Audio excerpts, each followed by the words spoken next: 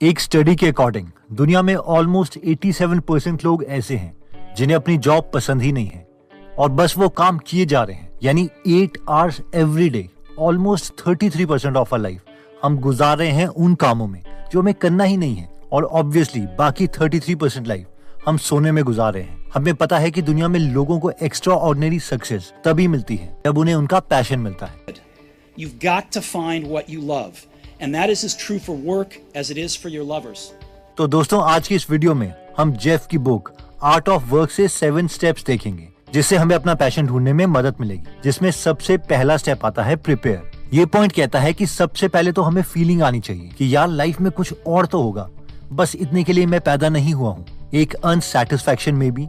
और जब हम कॉन्शियसली इस फीलिंग को जी लेते हैं तो हमें एक कॉपी पर जितने भी हमारी लाइफ में मेजर इवेंट्स हुए हैं उसे लिखना है, चाहे वो अच्छे हों या बुरे, क्योंकि वो इवेंट्स ही हैं जो हमें शेप कर रहे हैं। उसके बाद उस लिस्ट को पढ़ के हमें ये देखना है कि इन सब इवेंट्स में कौन सी ऐसी चीजें थी जो हमें खुशी दे रही थी, कब मुझे लग रहा था कि मैंने कुछ अचीव किया है।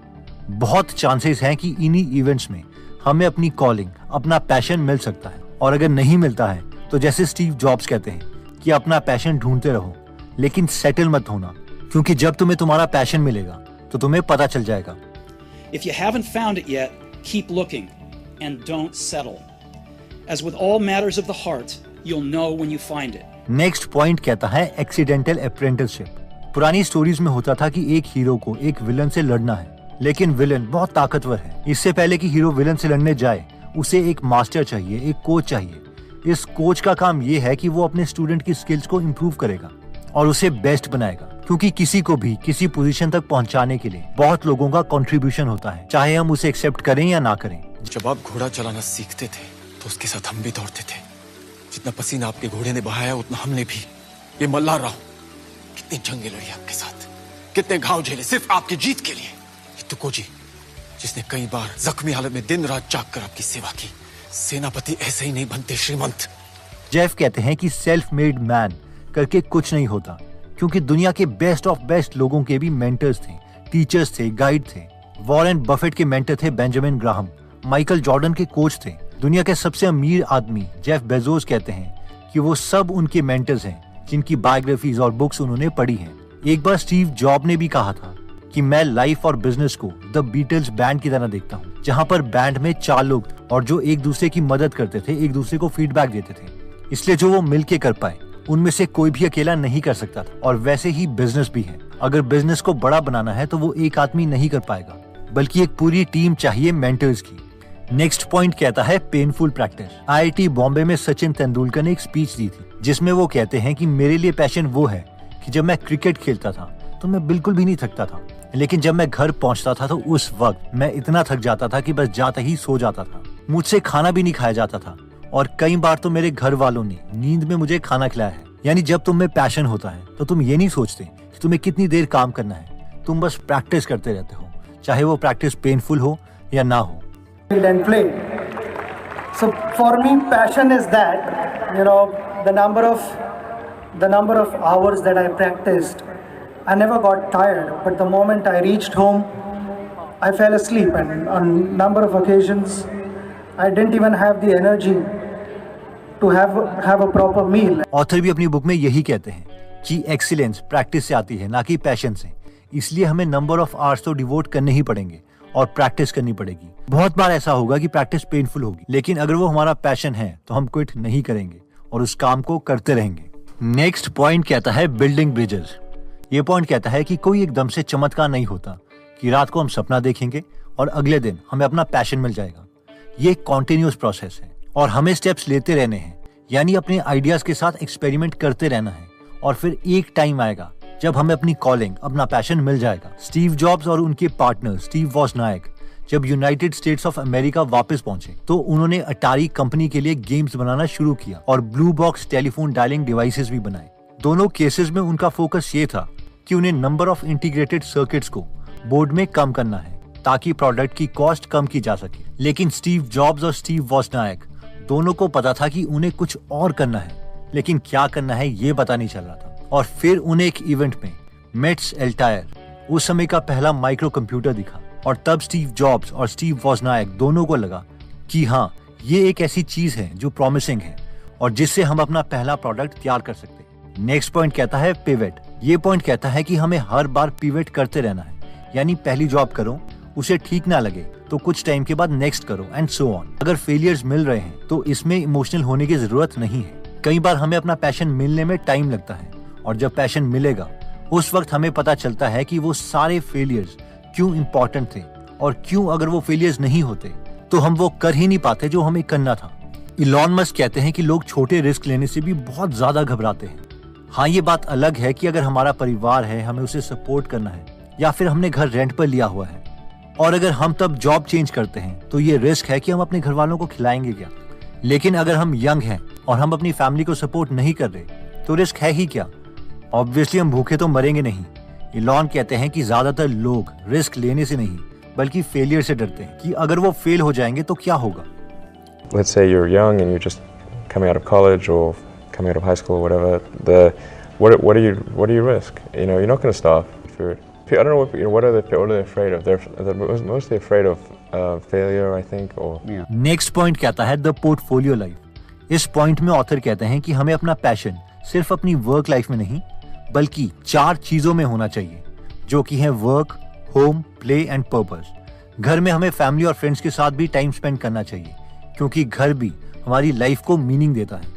प्ले का मतलब है कि ऐसी कौन सी एक्टिविटी है जो हम करना चाहते हैं, बेशक उससे हमें इनकम जनरेट हो रही हो या ना हो रही हो। और पर्पस वो चीज है जो हमारी लाइफ का मेन गोल है, यानी जिसके लिए हम अपनी लाइफ में रिस्क लेने को तैयार हैं। नेक्स्ट पॉइंट कहता है your magnum opus. Warren Buffett कहते हैं कि होने को तो मैं अभी भी रिटायर हो सकता हूँ लेकिन मुझे अपना काम बहुत पसंद है, इसलिए सुबह उठ के मैं सोचता हूँ कि अपने बर्कशायर हैथवे के ऑफिस पहुंचूं और काम शुरू कर दूं। और मैं इसलिए खुश हूं क्योंकि मैं वही कर रहा हूं जो मैं करना चाहता था और मैं हमेशा उन लोगों से घिरा रहता हूं जिनके इंटरेस्ट मेरे इंटरेस्ट से मैच करते हैं। अब इससे अच्छा और क्या हो सकता है। इसलिए वॉरेन के अकॉर्डिंग बेस्ट एडवाइस यही है कि अपना पैशन ढूंढो और वो करते रहो जो तुम्हें पसंद है। अगर तुम्हें अपना पैशन मिल गया तो तुम कभी भी नहीं रुकना चाहोगे।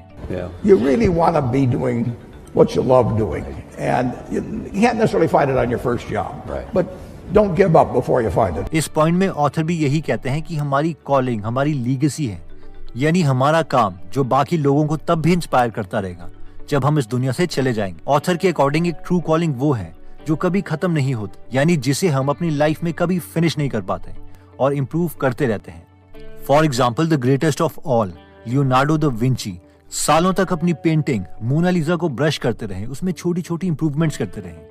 उन्हें कभी लग ही नहीं रहा था कि उन्होंने अपना मास्टरपीस बना लिया है।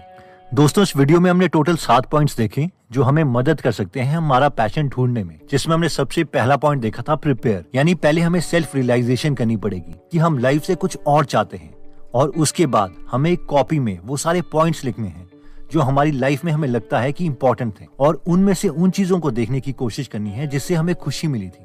क्या पता हमें अपना पैशन उसी में मिल जाए। नेक्स्ट पॉइंट कहता है अप्रेंटिसशिप, यानी बिना मेंटर्स के कुछ भी नहीं होता और सेल्फ मेड मैन नाम की कोई चीज नहीं है।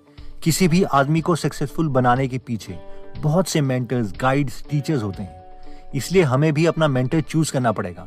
जैसे कि जेफ बेजोस को उनके मेंटर्स सक्सेसफुल लोगों की बायोग्राफीज पढ़ने पर मिले थे। नेक्स्ट पॉइंट था पेनफुल प्रैक्टिस, यानी सिर्फ प्लानिंग से कुछ भी नहीं होता, बहुत ज्यादा प्रैक्टिस भी करनी पड़ती, बहुत नंबर ऑफ आवर्स देने पड़ते और हो सकता है बीच में बहुत डिफिकल्टीज भी आए। लेकिन अगर हम अपने पैशन की कोई चीज कर रहे हैं तो हम उन डिफिकल्टीज के बावजूद सक्सेसफुल हो जाएंगे। नेक्स्ट था बिल्डिंग ब्रिजेस, यानी ऐसा नहीं होगा कि हम कोई एक स्टेप लेंगे और हमें अपना पैशन मिल जाएगा। कई बार हमें बहुत से छोटे छोटे स्टेप्स लेने पड़ेंगे जिसकी वजह से हम अपने पैशन तक पहुंच पाएंगे। जैसे कि स्टीव जॉब्स और स्टीव वॉजनायक कंप्यूटर्स में काम करने से पहले वीडियो गेम्स बना रहे थे। नेक्स्ट पॉइंट में हमने देखा था पिवट, यानी अगर हम कोई पहली चीज करते हैं और उसमें हम सक्सेसफुल नहीं होते तो हमें पिवट करना पड़ेगा, यानी नेक्स्ट टास्क ट्राई करना पड़ेगा जो कि इन हार्डशिप के बावजूद परसिस्ट करेगा और जो इन हार्डशिप्स के बावजूद परसिस्ट करेगा उसी को अपनी कॉलिंग मिलेगी। नेक्स्ट पॉइंट में हमने द पोर्टफोलियो लाइफ के बारे में देखा था, जिसमें हमने देखा था कि टोटल 4 चीजों में हमें फोकस करना चाहिए और ये 4 चीजें थी work, home, play and purpose. और फाइनली हमने देखा था योर मैग्नम ओपस, यानी ट्रू कॉलिंग तो वो है जो हम अपनी डेथ तक करते रहते हैं, जैसे कि वॉरेन बफेट 90 इयर्स होने के बावजूद अभी भी इन्वेस्टिंग कर रहे हैं। Leonardo da Vinci last movement तक अपने मास्टरपीस मोनालिसा की पेंटिंग को इंप्रूव करते रहे। इन शॉर्ट, हमारी कॉलिंग कभी भी पूरी नहीं होती और हमें कोशिश करनी चाहिए कि हम अपने काम, अपनी लीगेसी छोड़ के जा सकें ताकि बाकी लोग उसकी मदद ले सकें और हमारे काम को आगे बढ़ा सकें और अपना पैशन पूरा करें। दोस्तों, अगर आप चाहते हैं कि न्यू ईयर में आप अपने माइंडसेट को कंप्लीटली पॉजिटिव और सक्सेस के लिए प्रोग्राम करें, तो हम रेकमेंड करेंगे कि आप हर रोज एक एक्सट्रीमली सक्सेसफुल इंसान की बुक समरी सुनो जिन्होंने खुद दुनिया में एक पॉजिटिव इम्पैक्ट क्रिएट किया है। अगर आप हिंदी में फ्री में बुक समरी सुनना या पढ़ना चाहते हैं तो आप गीगल एप्लीकेशन को डाउनलोड कर सकते हैं। इसका लिंक हम डिस्क्रिप्शन में दे देंगे। एनीवेज दोस्तों, अगर आप ऐसी नॉलेजेबल वीडियोस मिस नहीं करना चाहते तो सब्सक्राइब करने के बाद बेल का बटन दबाना मत भूलिएगा। आप ये वीडियो जरूर अपने फ्रेंड्स या फैमिली मेंबर्स के साथ शेयर भी कर सकते हैं ताकि उन्हें भी अपना पैशन ढूंढने में मदद मिले और वो भी एक हैप्पी और सक्सेसफुल लाइफ जिए। आप कमेंट करके ये भी बता सकते हैं कि आप नेक्स्ट वीडियो किस टॉपिक पर चाहते हैं। जल्दी हम आपसे दोबारा मिलेंगे। जय हिंद।